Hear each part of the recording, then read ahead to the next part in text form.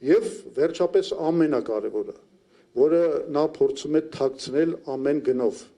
դա 2019 թվականի պլանի մերժումն է եւ ոչ միայն մերժումը, այլ նաեւ թաքցումը, նա թաքցրել է այդ պլանը սեփական ժողովրդից 2019-20 թվականներին Նիկոլ Փաշինյանը ասում էր, որ ոչ մի պլան չկա սեղանի վրա Իրականությունը հետևյալն է, այդ պլանի մասին իմացել է Նիկոլ Փաշինյանը եւ Զորաբ Մնացականյանը եւ նրանք թաքցրել են այդ պլանը սեփական ժողովրդից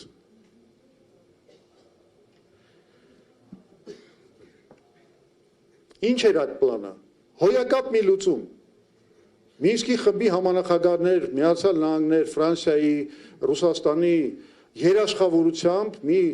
խաղաղություն, որի համար մենք ընդամենը պետք է վերադարձնեինք 5 շրջան, պահպանելով հայկական վերահսկողությունը ամբողջ Լեռնային Ղարաբաղի ինքնավար մարզի տարածքի նկատմամբ, դրան էլ գումարած ամբողջ Քելբաջարի եւ Լաչինի շրջանների նկատմամբ։ Սրանից լավ պլան էին ուզում, խաղաղություն էինք հաստատում։ Եվ ձեզ ասեմ, միակ քաղաքական ուժը, որ կարող է այս պրետենզիան ներկայացնի Նիկոլ Փաշինյանին, դա հայ ազգային կոնգրեսն է, որտեղ մնացած բոլոր ուժերը նույնպես մերժել են այդ պլանը։ Իսկ մենք ասում ենք, որ սա լուծում է։ Իսկ ինչ արեց Նիկոլ Փաշինյանը։ Նիկոլ Փաշինյանը ասում եմ թաքցրեց այդ պլանը։ Դա իր ամենամեծ ոճրագործությունն է, եթե ուզում եք իմանալ։ Պատմության առաջ կատարված իր ամենամեծ հանցագործությունը հայ ժողովրդի նկատմամբ։ Ինքը մերժեց դա, հասկանալով թե չհասկանալով, դա կարևորել չի արդեն, կամ մի օր կպարզի քննությունը, բայց ինքը մերժեց դա, որի հետևանքը շատ պարզ էր։ Մինչև իր մերժումը եւ Ռուսաստանը, եւ Միացյալ Նահանգները, եւ Ֆրանսիան, որոնք միջնորդներն էին եւ ինչ որ իմաստով երաշխավորներն էին զինադադարի, այլևս այդ ֆունկցիան չէին կարող կատարել, որտեվ Փաշինյանը մերժեց այն մեխանիզմը, որով զինադադարը պահվում էր։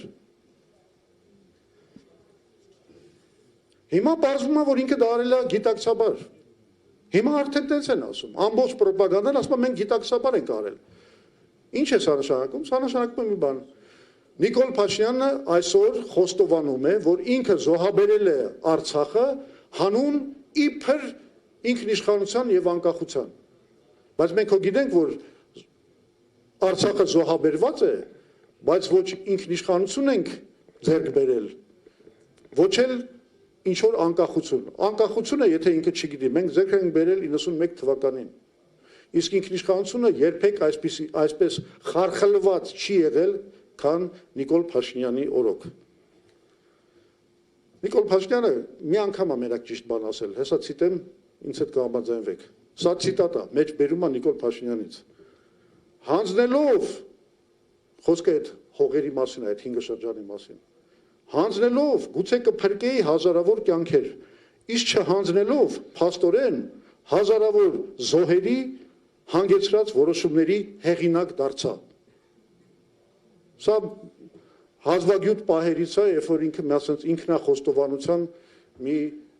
նոպայով մեզ ներկայացրել է մի փիսխասյաց ունի, միշտ ճիշտ է դուրս գալիս։ Միգուցե, այո։ Հա դե մեկ ստացվում է իր մոտ ճշմարտություն ասելը։ Բայց այդ նոպաներից հետո նորից շարունակում է ստելը։ Իսկ ճշմարտությունը հետևյալն է։ Նիկոլը մեզ տարել է եւ շարունակում է տանել ոչ թե խաղաղության, այլ պատերազմի, պարտության եւ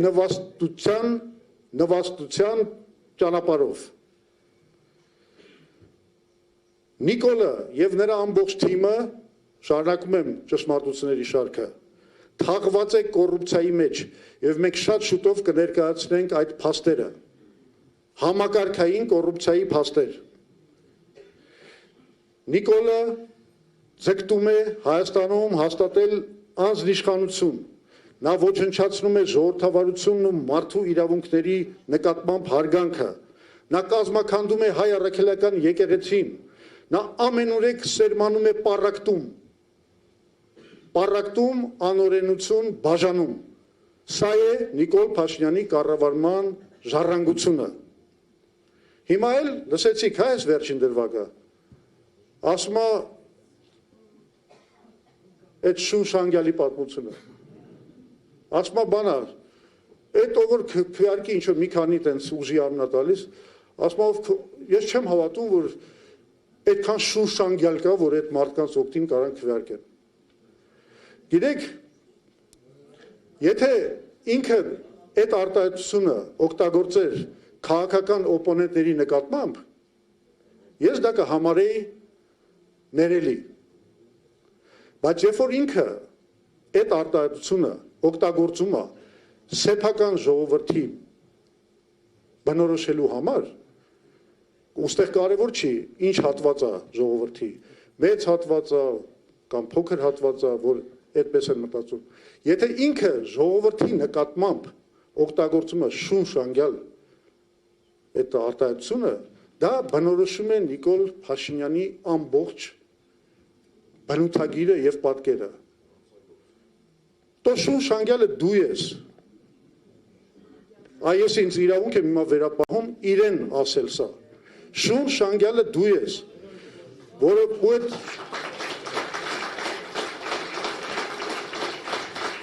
շունշանգյալը քո ամբողջ թիմն է եւ մեղք է այս ժողովուրդը, որ ձեռն է անգել այդ արկածախնդիր տգետ ապաշնոր շունշանգյալի ձեռը։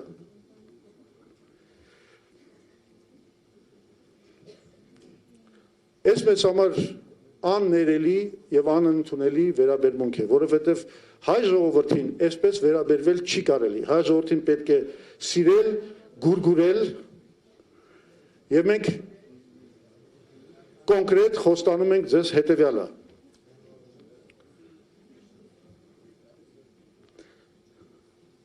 Սա արդեն համարեք իմ ելույթի վերջը, ես ուղղակի ուզում եմ ասել, թե մենք ինչ ճակամարտի ենք գնում ու ինչի ենք գնում այդ ճակատամարտի։ Որովհետև Հայաստանին պետք է նոր առաջնորդող ուժ, որը հենվելով իրատեսության եւ ռազմավարական հաշվարկի վրա կապահովի Հայաստանի անվտանգությունը, որը մշտապես եղել է ինքնիշխան խաղաղության կողմնակիցը եւ միակը, որը գիտի, թե ինչպես է պետք հավասարակշռել հարաբերությունները գերտերությունների հետ եւ ամենակարևորը պաշտպանել մեր անկախությունը, որը կարող է Հայաստանի զարգացման ուղղված մեծ ենթակառուցվածքային նախագծեր իրականացնել, ինչպիսին է մեր ծրագրի մեխը Հայաստանը Իրանին կապող երկաթուղու կառուցումը եւ հյուսիս-հարավ ավտոճանապարհի վերջնական ավարտը, որը ցանկանում է Հայաստանում պաշտպանել ժողովրդավարությունը եւ ստեղծել այնպիսի տնտեսություն, որը կծառայի բոլորին, դա կոչվում է ներառական տնտեսություն, որն ի վիճակի է իրականացնել տեխնոլոգիական հեղափոխություն եւ Հայաստանը դարձնել գիտատեխնիկական առաջընթացի առաջատար, որը կապահովի հարգանքը մարդու իրավունքների նկատմամբ, սեփական ժողովրդի նկատմամբ, կվերականգնի հանրային համերաշխությունը, կապահովի օրենքի եւ սահմանադրության գերակայությունը, կպաշտպանի հայ առաքելական սուրբ եկեղեցու իրավունքներն ու դերակատարությունը, որը կպաշտպանի Հայաստանի անկախությունն ու նրա հիմքերը, ես նկատում եմ նաև անկախության հռչակագիրը եւ մեր պատմական մշակութային ինքնությունը։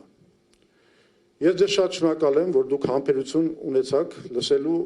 իմ ելույթը, բոլորիս մաղթում եմ ընթացք դեպի հաղթանակ։ Շնորհակալություն։ Եվ ի գործ։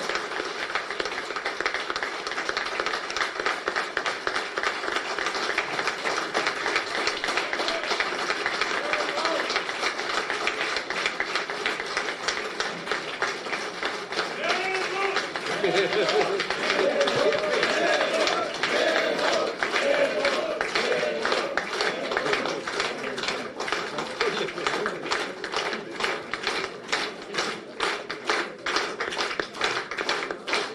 որ թե հաղթելու եք։ Զոր ջան, հիմա ես գիտեմ, որ տարբեր քննարկումներ հիմա կլինեն, տարբեր ծրագրային ելույթներ, բայց ես ուզում եմ ձեզ մի հատ կարևոր հանգամանքի մասին տեղեկացնել։ Մենք այսօր ունենք նաև, ասենք, ռազմական ռեֆորմի վրա աշխատող եւ Հայ ազգային կոնգրեսը այս ուղղությամբ նախապատրաստող մի լուրջ թիմ, որում ընդգրկվել են երկու գեներալներ, գեներալ-մայոր Իշխան Մաթևոսյանը, գեներալ-մայոր Վալերա Քոչարյանը, երկուսն էլ անցած շատ լուրջ ուղի ունեն, կորպուսի հրամանատարներ են եղել, ղեկավար պաշտոններ են զբաղացրել բանում զինված ուժերի գլխավոր շտաբում, ստրատեգիական մակարդակի մտածողության տեր մարդիկ են, եւ ես կխնդրեմ, որ Հայ ազգային կոնգրեսի ռազմական բարեփոխման եւ բանակի բարեփոխման դոկտրինը ներկայացնի մեր այլևս շատ սիրելի թիմակից գեներալ-մայոր Իշխան Մաթևոսյանը։